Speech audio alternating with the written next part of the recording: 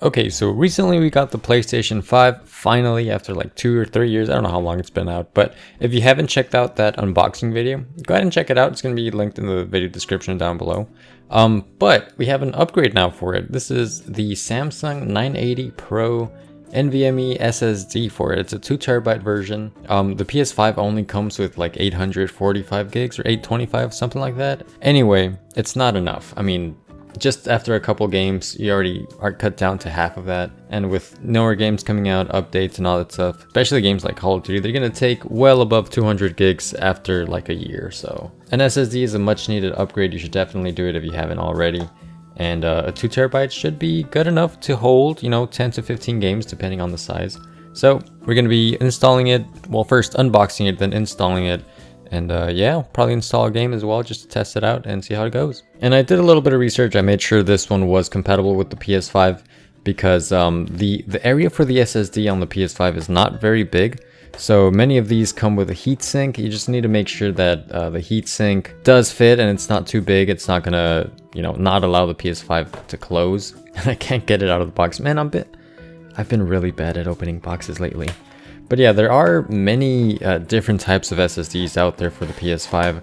I saw one at Walmart from Intel, which it was also a 2TB version. I believe that one was a little over 200 bucks. This one was 190. I got it on Amazon, and yeah, I mean, they have 1TB versions. This is the 2TB. And that's basically all it is. It looks like a stick of gum. Yeah, and as you can see, let me remove it out of this little protective case. So it does have the heatsink here. It's not very large, not very tall, so it should have no problem fitting in the PS5. I also read some reviews just to make sure that people have tried it on the PS5 and that it works.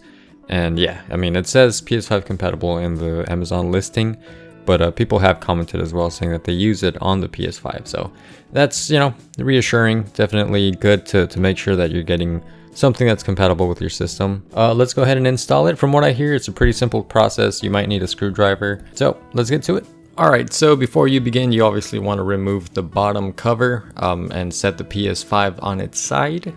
Basically, you want to remove anything that's on the outside, any casings or anything like that, because we're going to be sliding off one of the panels, so you want to make sure that's clear and that the PS5 is flat on its side.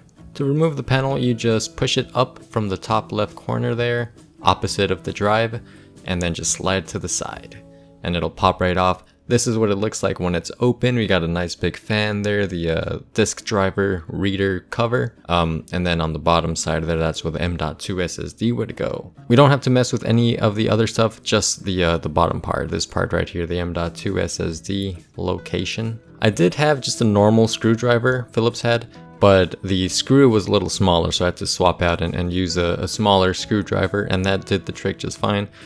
It's basically like a laptop screw. If you've ever disassembled a laptop before, it's kind of like one of those. It's not too tight, you just loosen it up a little bit, and then you can do the rest by hand, and then just pop off the cover right there. You might need a flat head just to get it propped open, but it shouldn't be too difficult.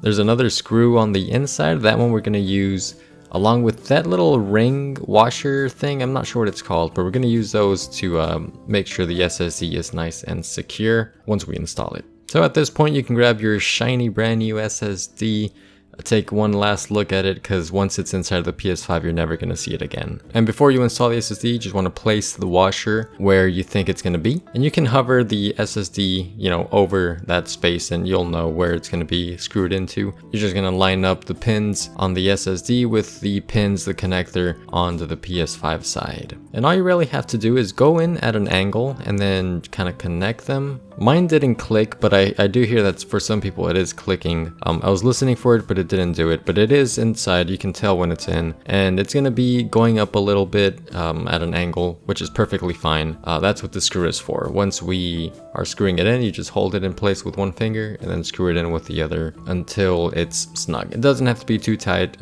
As long as it's in place, it's not going to go anywhere, so we should be good. This is what it looks like with the SSD already inserted. It's not going to go anywhere. So after this point, the hardest part is over. You can just pop the case back on, or the cover I should say, screw it in place, and pop the cover, the big cover on the PS5 the same way you took it out. Just make sure everything snaps into place. and you should be good. Oh yeah, one last thing. Since we did touch the PS5 on the, the glossy black part, you might just want to wipe it down with a microfiber cloth. If you want to keep it clean, you're gonna get some fingerprints on there, so take care of your gold, because these things are hard to find. If anybody just saw this PS5 lying around, they would not know that the SSD is inside. They would not know that this is now worth 200 bucks more.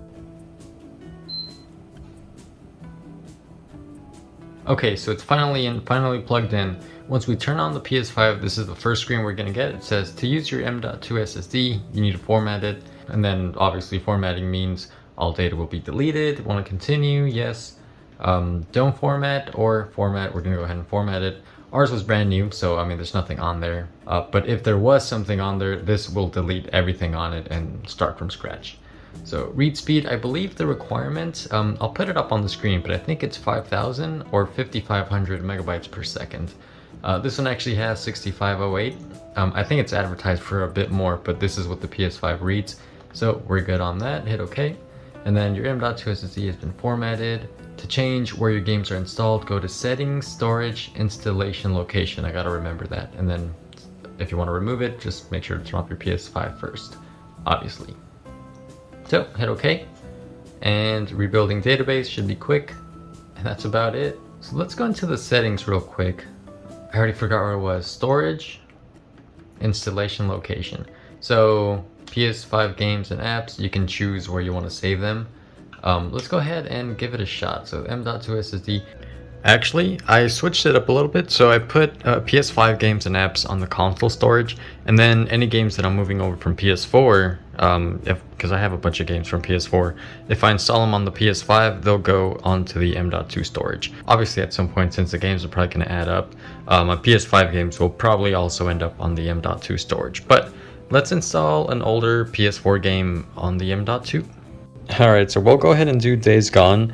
I've had this game for years, but I never even installed it on my PS4, so let's go ahead and install it now, finally. Not really doing a speed test, like how fast it could copy the game over to the M.2 SSD, because it's an M.2 SSD. I mean, it's going to be fast. I remember I had an external hard drive for my PS4 that was a lot slower than the PS4's internal storage. In this case, both are going to be super fast, so it's not going to be a noticeable difference as long as your SSD meets the 5,500 megabyte per second requirement. Some of them go above that, like the one I have here, but yeah, as long as you meet the requirements, you're gonna be good. Alright, so in case you're wondering, it took about 15 minutes to install the game completely and install any updates that have happened in the past couple of years, because I've never installed it before. Alright, so yeah, the game is playable. It's not gonna blue screen or anything. I wasn't expecting it to, but I just wanted to test it out and make sure that everything's running. I made it through the first cutscene and the whole little chase, I guess. If you played this game, you know what I'm talking about. But yeah, everything's been good and smooth, and I think we can say this was a success. Alright guys, thanks for watching, and as always,